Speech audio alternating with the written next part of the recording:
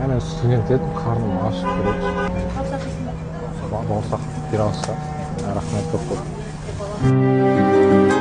Алла разы болсын dedi. Рахмет көп көп. Саламатсыз ба? Мына жігітке сіз тегін беріп жібердіңіз ба? Не үшін? Қарным ашып тұр, студентпін деп. Не үшін көмектестіңіз? Мен балам да студент, бір жаққа барып, оны да қарны ашып кейде ақшасы болмай қалуы мүмкін. Әртүрлі жағдай Қанша болады. не беріп жібердіңіз? Бір кило. Өлшеген жоқпын. Давайте былай істейік. Кредитіңіз бар ма сіздің? Мен ба бар. Қанша төлейсіз айына? Мен ба 247 мың теңге. Неге алғансыз ол кредит? Мен ба жолдасыма машина берген. Давайте мен сол кредитін жауап берейінші сіздің. Сол мынау жігітке студент балаға көмектескеніңіз үшін. Мен өзім де жаба аламын, өзім де күшім жетеді, рахмет. Жетеді ма? Иә. Мен ойланып кредитін жауап Бірге жұмыс жасайсыздар ма сіздер? мен досым бұл. Күйеуіңіз бар ма? Күйеуіммен былтыр августта ажырасып кеттім осы кредиттердің кесірінен ше. 20 жылдық күйеу мені 12 миллионнан астық кредитке тастап кетті. Кредитпен тастап кетті.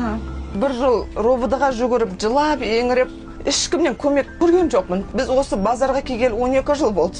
Мына блин пісірем мына жерде. Қанша табасыз? 10 мың беремін. Күніне 10 мың беремін. Сіз егесіз. Иә, квартирада тұрам.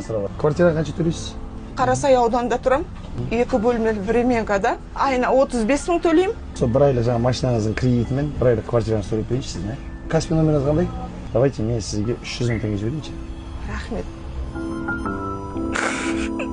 Жарқынбайда да? Иә. Болды міне 300 мың теңге жібердім сізге.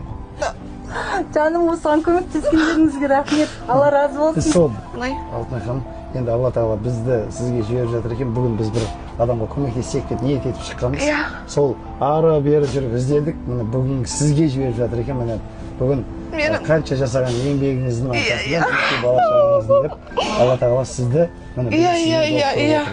Рахмет. 300 мың теңге сіздің бала шағаңыз. Алла тағала разы болсын сіздерден. жүрегіммен менің үрлеп жүр. Құрметті жігіттер, әйелдерімізді, қыздарымызды жылатпайық.